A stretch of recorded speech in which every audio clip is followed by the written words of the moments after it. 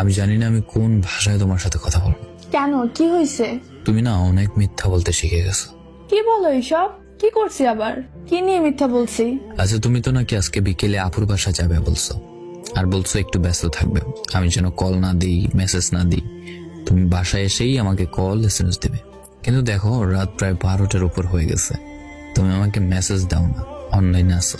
তুমি সব সময় এসব ছোটখাটো বিষয় নিয়েই পড়ে থাকো। আরে আজকে আপু ভাইয়া এরা সবাই আসছে, সবাই মিলে আমার ফোনে ভিডিও দেখে ফেসবুকে। তো আমি মেসেজ করার সময় ওনারা দেখে নাই? গেছে কই ওরা? তুমি একদম বেশি বেশি করো। হয়তোবা আজকে শেষ রাত, আর হবে না কথা কখনো। ছেলে ছেড়ে যাওয়ার আগে এইসবই বলে, বাকি ছেলেদের মতোই তুমি। হ্যাঁ, আমি বাকি সবার মতোই। আজকে তুমি সত্যি আপুর বাসায় গেছো? তো মিথ্যা বলবো তোমার সাথে? মানে তোমার সমস্যা কি? তুমি আমাকে এটা নিয়েও সন্দেহ করো? প্রশ্নের উত্তরটা দাও, তুমি আসলে আজকে আপুর বাসায় গেছো? হ্যাঁ, প্রয়োজন হলে আমার বান্ধবীকেই জিজ্ঞাসা করো। ছি, তুমি এত সন্দেহ করো আমাকে, আমি ভাবতেই পারিনি। তোমার বান্ধবীকে বলতে হবে না, ওনার সাথে আমার কথা বলা অনেক আগেই শেষ। কি বলেছো ও? মুক্তা শোনো। বলেন ভাইয়া। আচ্ছা, রাইসা আজকে কই গেছে? কেন? বলো প্লিজ। ও নাকি ওর বোনের বাসায় গেছে। আগে যে কোনো জায়গায় গেলে ও আমার সাথে কথা বলা ছাড়া থাকতে পারতো না, কিন্তু এখন ও ওর বোনের বাসায় গেলেও নাকি আমার সাথে কথা বলতে পারবে না। কল দিতাম না, মেসেজ দিতাম না, এসব বলে। ভাইয়া, আপনাকে আমি আর মিথ্যে কথা বলতে পারবো না দিনের পর দিন। আমাদের ফ্রেন্ডশিপ নষ্ট হয় হোক, তবে একটা ছেলের জীবন তো বেঁচে যাবে।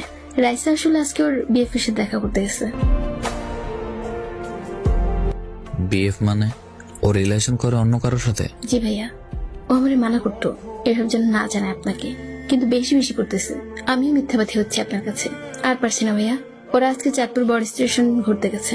আমারে বলে গেছে যদি আপনি জিজ্ঞেস করেন তাহলে বলতাম আপুর বাসায় গেছে। আচ্ছা, ছেলেটা কোথাকার? চাঁদপুরেরই, হাসান আলতে পড়ালেখা করে।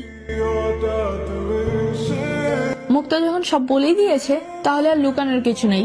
তুমি আমার জীবনটা শেষ করে দিছো, পুরো জাহান্নাম বানাই দিছো এই 1 বছর 7 মাস। আমি আর পারতেছি না। তুমি কোথাও ঘুরতে যেতে দাও না, কোথাও ঘুরতে নিয়েও যাও না। তুমি সামান্য আমাকে বৃষ্টিতেই ভিজতে দাও না, বাকি সব তো বাদ দিলাম। আমি মুক্তি চাই, আমার মুক্তি দাও। ঠিক আছে, তোমাকে আমি মুক্তি দিলাম। তুমি যেখানে সুখ খুঁজে পাও সেখানে তুমি চলে যাও, আটকাবো না। আমি বলবো না তুমি আমার থেকে ভালো পাবে না, অবশ্যই পাবে। যাও, যাকে পেয়েছো তাকে নিয়ে সুখে হও। আর আমার প্রথম ভালোবাসাটা এইভাবে শেষ করার জন্য তোমার প্রতি আমার কৃতজ্ঞতা। ভালো থেকো নতুন মানুষকে নিয়ে। আইডিটা মনে রেখো, কাজে আসবে কখনো। লেকচার দিতেই পারবেন সারা জীবন।